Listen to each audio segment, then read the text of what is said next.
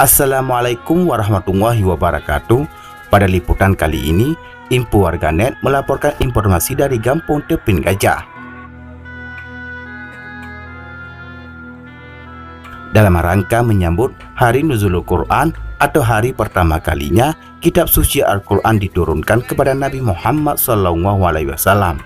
Pada tahun ini, 17 Ramadan 1441 Hijriah, atau bertepatan dengan 10 Mei 2020.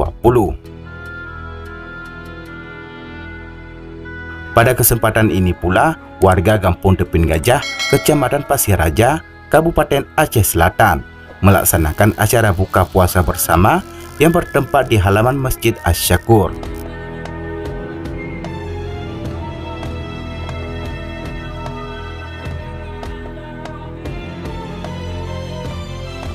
Para pemuda dan remaja Masjid Asy-Syakur sangat antusias dalam mempersiapkan acara buka puasa bersama ini. Mulai dari persiapan tempat, menyiapkan takjil atau memasak makanan untuk acara tersebut.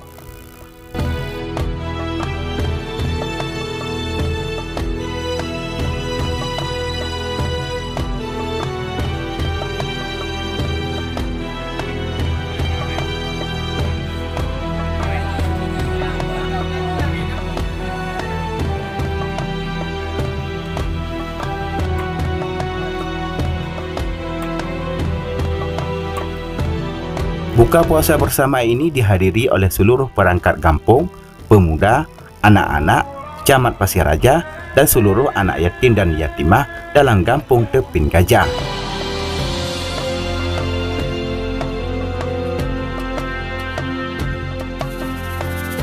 Setelah acara buka puasa, dilanjutkan dengan sholat maghrib berjamaah, dan kemudian dilanjutkan dengan santunan amal untuk anak yatim dan yatimah dalam kampung tersebut.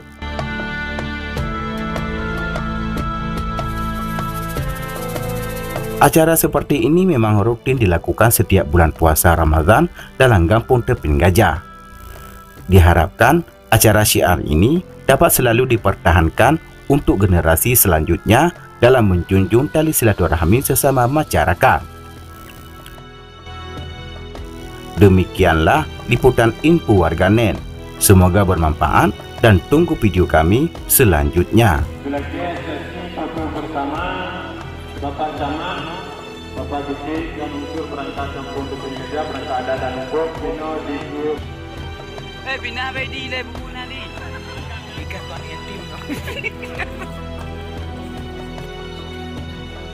Nurul Hawi, Da Surya Agusti, Ilhamni Saputra, Nurina Sabiti, Mairi Alindika, M. Farid Al-Farisi, Yunidar, Riyah,